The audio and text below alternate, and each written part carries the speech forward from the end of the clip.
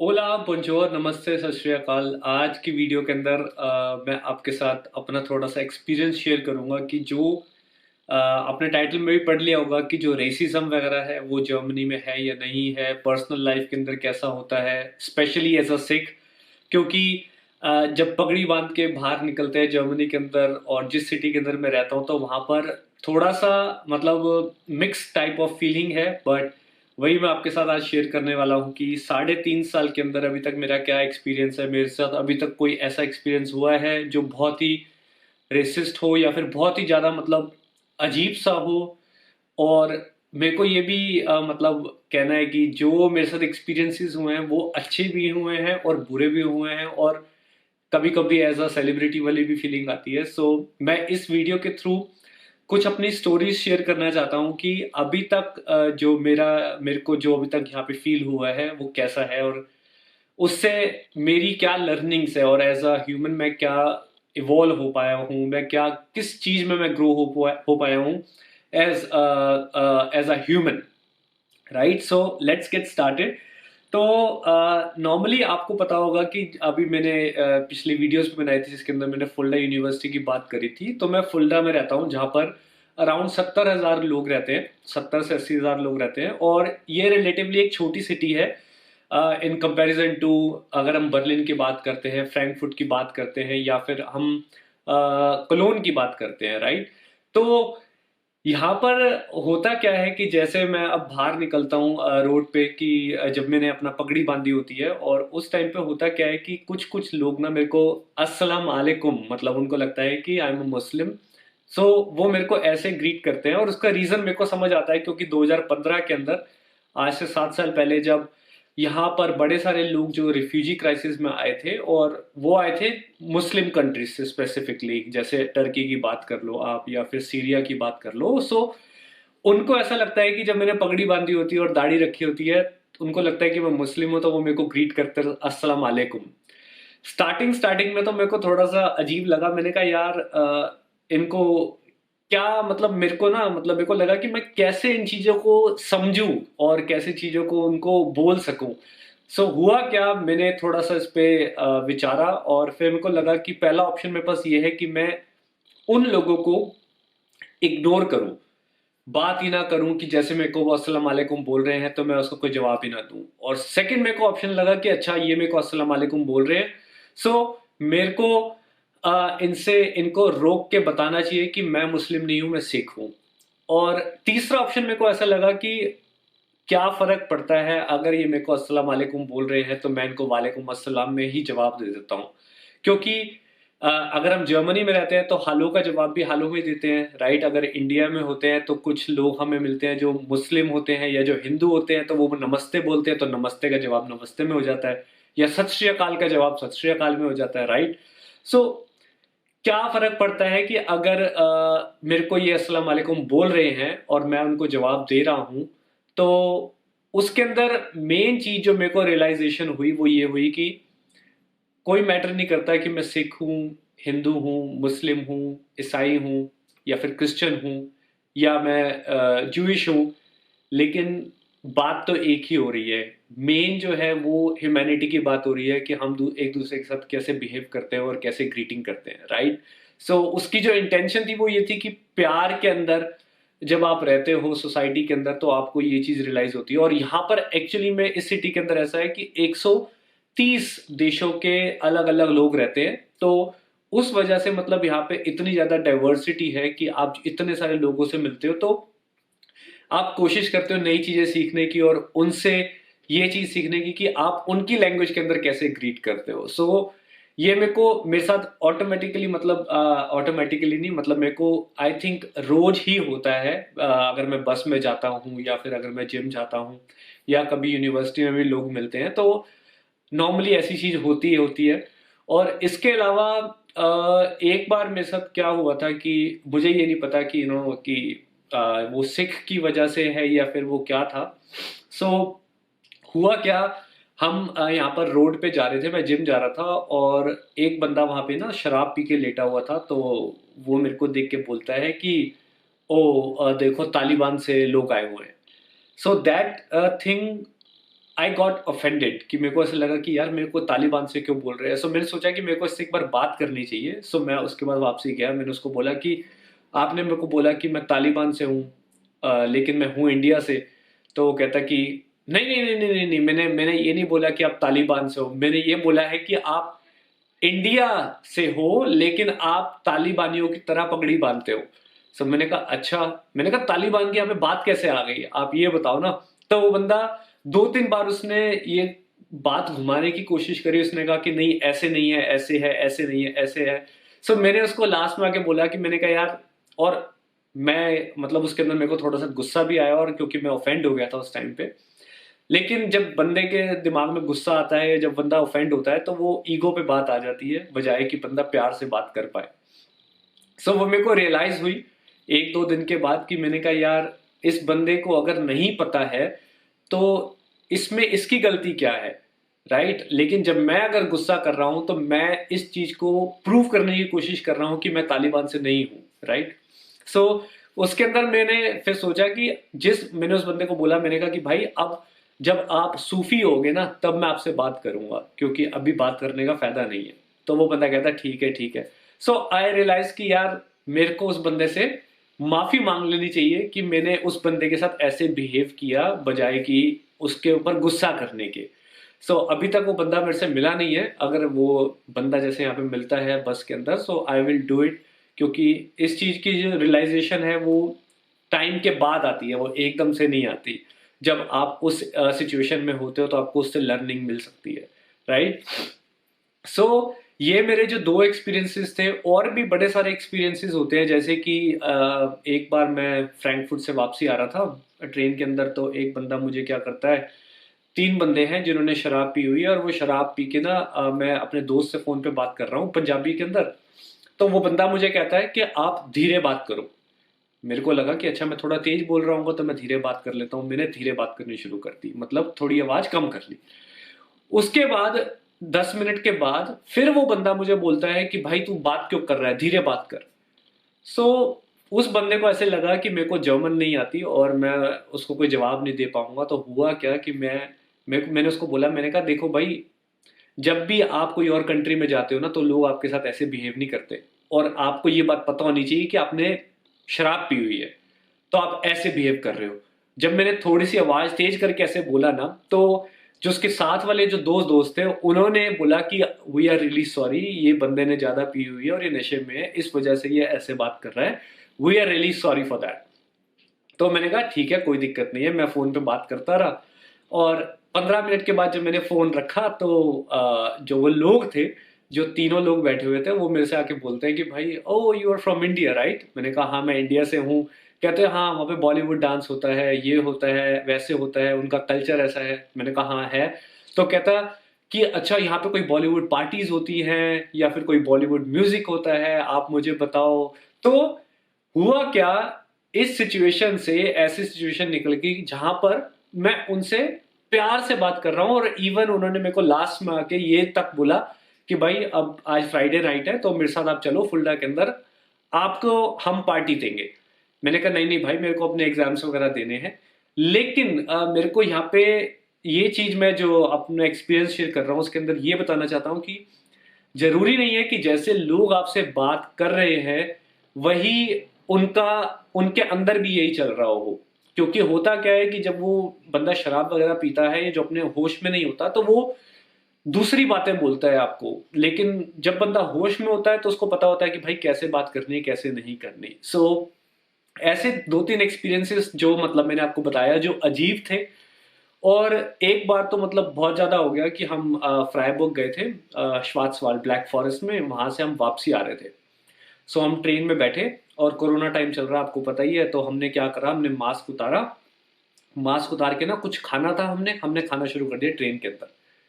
सामने एक बंदा बैठा हुआ है और वो मुझे बोलता है कि भाई खाना खाना अलाउड नहीं है ट्रेन के अंदर।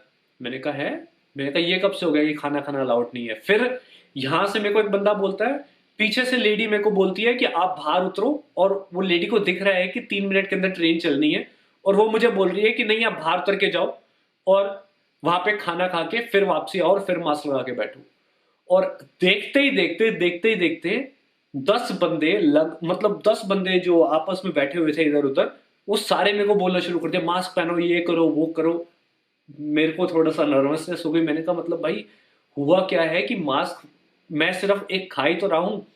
और फिर मेरे को एक पीछे से लेडी कमेंट करके बोलती है कि और हम खा क्या रहे थे, ब्रेड खा रहे थे, उसके साथ एक अपना क्या कहते हैं, ब्रेड के साथ अपना एक अपना जो जैम टाइप होती है वो हम खा रहे थे। तो वो मुझे कहती है कि आपकी जो फिंगर्स है ना वो बहुत ग्रीसी हैं, तो इसीलिए आप खाना खाना बंद कर दो। मैंने कहा भाई ये कौन सा वो हुआ। मैंने कहा, मैं खड़ा हुआ, मैंने बोला कि मैंने कहा इसकी कोई सेंस नहीं बनती है, आप मेरे को जो बोल रहे हो।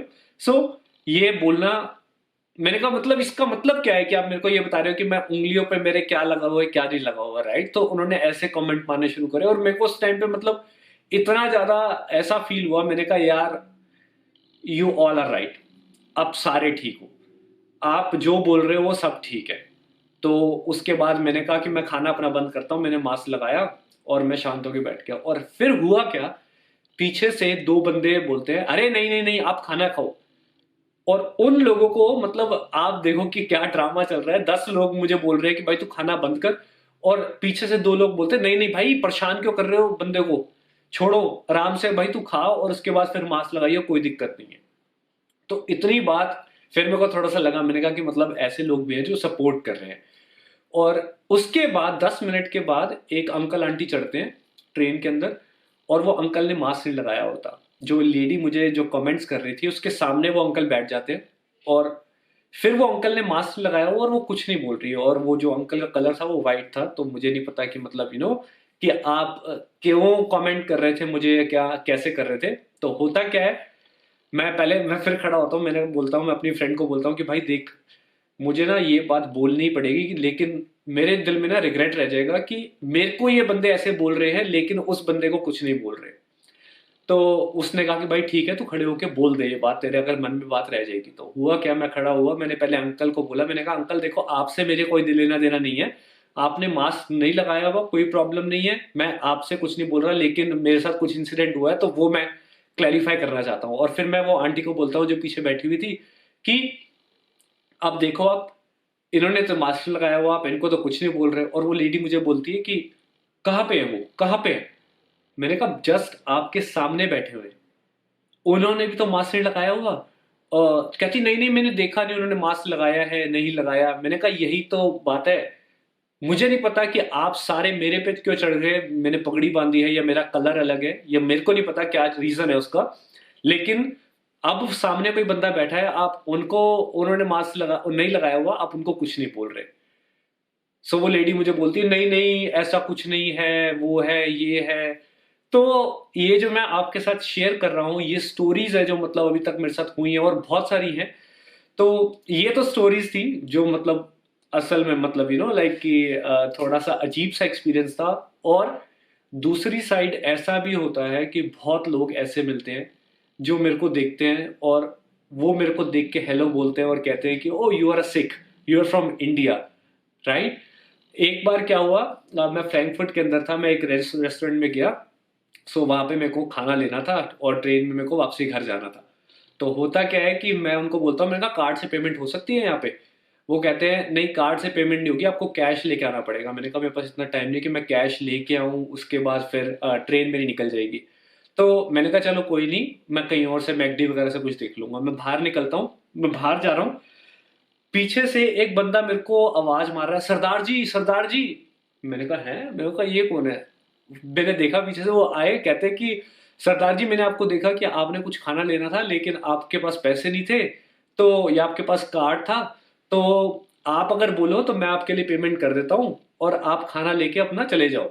मैंने कहा नहीं नहीं नहीं थैंक यू सो मच। कहते नहीं नहीं नहीं यार आप अपने भाई हो, आप मुझे बताओ कि अगर ऐसा है तो मैं आपको दिलवाता हूँ खाना और आप ले जाना, और पैसे वैसे की कोई दिक्कत नहीं है। तो ऐसे एक्सपीरियंसेस भी होते हैं। और एक टाइम तो मतलब ऐसे हुआ कि मैं भी रेलवे स्टेशन पे खड़ा हुआ था और वहां पर एक बंदा मुझे बोलता है ओह अमृतसर अमृतसर अमृतसर। मैंने कहा हाँ राइट अमृतसर। और फिर मेरे को कहते हैं कि you are a Sikh, you are a Sikh. मैंने कहा हाँ आई एम अ सिख। सो कहते हैं कि oh like I know about you, मेरे को पता चला कि गुरुद्वारा है फ्रैंकफर्ट के अंदर, वहां पर लंगर मिलता है। तो मैं वहाँ पे एक बार गया भी था अपने फ्रेंड के साथ, तो मैंने कहा हाँ ये तो बहुत अच्छी बात है। तो ऐसे ऐसे एक्सपीरियंसेस भी होते हैं कि पता चलता है कि भाई दुनिया जो है उसके अंदर सिर्फ ऐसे लोग नहीं हैं जो सिर्फ आपको मतलब लाइक बुरा भला बोलते हैं, और दूसरी साइड ऐसे लोग भी हैं जो जिनको पता है आपके बारे में और वो आपको अप्रिशिएट करते हैं। सो ये एक बैलेंस है, मतलब मिक्स टाइप ऑफ एक्सपीरियंस होता है, और मुझे लगता है एक्सपीरियंस एक्सपीरियंस है और हर टाइप का एक्सपीरियंस होना चाहिए। और दूसरी साइड मेरे को ये भी बोलना है कि जहाँ पे मैं लेट सपोज यूनिवर्सिटी के अंदर जॉब करता हूँ, जो मेरा वर्क कल्चर है या फिर मतलब जहाँ पे मैं जॉब करता हूँ, वहाँ पर मेरे को कोई ऐसी प्रॉब्लम नहीं होती। वहाँ पर लोग जो है वो बहुत अच्छे हैं, नॉर्मल, मतलब लाइक उनको पता है, और इंटरनेशनल टीम है तो उनको पता है कि भाई आप जैसे सिख हो। और वर्क कल्चर के अंदर नॉर्मली होता भी क्या है कि आपको जो वो लोग हैं वो ऑलरेडी रिसर्च करते हैं, पहले वो पढ़ते हैं कि भाई अच्छा ये बंदा कहाँ से है, इसका नाम कैसे है, और इसने अगर पगड़ी बांधी है तो इसका मतलब क्या है, राइट।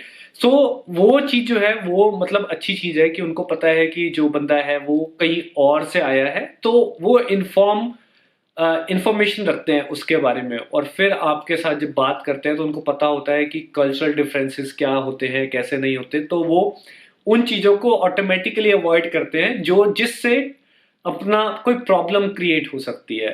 वो जब अगर कोई कमेंट करना है तो उससे पहले वो मतलब सोचते हैं, उससे 10 बार सोचते हैं पहले कि मतलब लाइक बात इस बारे में करनी चाहिए या नहीं करनी चाहिए। इवन वो पहले परमिशन भी लेते हैं, वो पूछते हैं कि अच्छा अगर कोई दिक्कत तो नहीं है अगर हम इस बारे में बात करते हैं, तो अगर ये ज़्यादा पर्सनल क्वेश्चन है so if you don't mind can I ask you, ऐसे भी लोग पूछते हैं। So it's also a good thing like कि यहाँ पर ऐसा नहीं है कि लोग सिर्फ आपको कमेंट करते हैं। सो मेरा जो ओवरऑल एक्सपीरियंस है, अगर मैं इसको सम अप करूँ तो वो ये है कि जैसे मैंने पहले भी बोला, अच्छा और बुरा जो है वो बात की बात होती है कि उसको मैं कैसे परसीव करता हूँ। बट मैटर ये करता है कि मेरे को एक्सपीरियंस कैसा मिलता है मेरी लाइफ के अंदर। जैसे अगर वो अस्सलाम वालेकुम वाला जो एग्जांपल था, उससे मेरे को इस चीज़ की रियलाइजेशन हो गई कि मैटर नहीं करता है कि लैंग्वेज कौन सी है, कल्चर कौन सा है, या फिर आप कौन सी कंट्री से आ रहे हो। मैटर ये करता है कि आप एक दूसरे के साथ बिहेव कैसे कर रहे हो। अगर आप एक कमरे के अंदर बैठे हो तो आप एक दूसरे के साथ खुश हो, और ये चीज़ ऐसी चीज़ें जो है मतलब ऐसी अपॉर्चुनिटी मिलती है कि आप अलग अलग कंट्री से लोगों को मिलके उनके साथ खाना पीना भी शेयर करते हो, उनके कल्चर का और अपने कल्चर का भी। सो मेरे को जो जहाँ तक अभी जो अगर मेरा ये एक्सपीरियंस अगर मैं बोलूँगा तो मेरे लिए ये नहीं बोल सकता कि जो नेगेटिव एक्सपीरियंस है ये पॉजिटिव एक्सपीरियंस था, वो आप पे मैटर करता है कि आप उस एक्सपीरियंस को कैसे इंटरप्रेट कर रहे हो, राइट। क्योंकि कुछ लोगों के लिए वो बुरा हो सकता है, कुछ लोगों के लिए वो अच्छा हो सकता है। बट हाँ, मैं इस चीज़ के लिए एनकरेज ज़रूर कर सकता हूँ कि आपको एक्सपीरियंस करना चाहिए।